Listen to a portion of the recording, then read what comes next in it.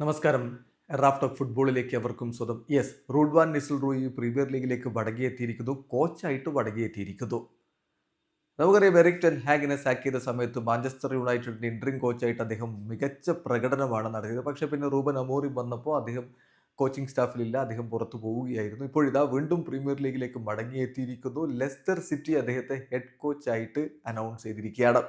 Leicester city ഇപ്പോൾ premier ലീഗിൽ 16-ാം സ്ഥാനത്താണുള്ളത്. 12 കളികളിൽ നിന്ന് 10 പോയിന്റുമായിട്ട് അവർ 16-ാം സ്ഥാനത്ത്. ഇനി റൂഡ്വാൻ നിസിൽറോയുടെ കീഴിൽ അവർ മാജിക് കാണിക്കുമോ എന്നുള്ളതാണ് ആരാധകർ ഉറ്റുനോക്കുന്നത്. ഇന്നലെ ഒഫീഷ്യലായിട്ട് അക്കാര്യം അവർ അനൗൺസ് ചെയ്തിട്ടുണ്ട്. 48-കാരനായിട്ടുള്ള ഡച്ച്മാന് വലിയ എക്സ്പീരിയൻസോടുകൂടെ നമ്മോടൊപ്പം ചേരുകയാണ് എന്നാണ് അവർ അനൗൺസ് ചെയ്തത്. 2027 ജൂൺ വരെയാണ് അദ്ദേഹത്തിന് ഇപ്പോൾ അവർ കോൺട്രാക്റ്റ് കൊടുത്തിട്ടുള്ളത്. ഏതായാലും റൂഡ്വാൻ നിസിൽറോയി പ്രീമിയർ ലീഗിൽ തരംഗം സൃഷ്ടിച്ച ആളാണ്. മാഞ്ചസ്റ്റർ യുണൈറ്റഡിന് വേണ്ടി 2001 മുതൽ 2006 വരെയുള്ള കാലഘട്ടത്തിൽ അദ്ദേഹം ഗോൾ അടിച്ചു കൂട്ടുന്ന കാഴ്ച നമ്മൾ കണ്ടു. അതിനുശേഷം അദ്ദേഹം പ്രീമിയർ ലീഗ് വിട്ട് റയൽ മാഡ്രിഡിലേക്ക്, സ്പാനിഷ് ലാലിഗയിലേക്ക് ചേക്കേറുകയാണ് ചെയ്തത്. എന്തായാലും നെതർലൻഡ്സിന് വേണ്ടി 70 അന്താരാഷ്ട്ര മത്സരങ്ങൾ കളിച്ചിട്ടുള്ള വളരെ എക്സ്പീരിയൻസ് ഉള്ളയാളാണ് റൂഡ്വാൻ നിസിൽറോയി. അദ്ദേഹം ഇതാ ലെസ്റ്റർ സിറ്റിയിലേക്ക് കോച്ചായിട്ട് എത്തുന്നു. വീഡിയോ അവസാനിക്കുന്നു. ഫുട്ബോൾ ലോകത്തെ കൂടുതൽ വിശേഷങ്ങളുമായി റാഫ് ടോക്സ് എത്താം.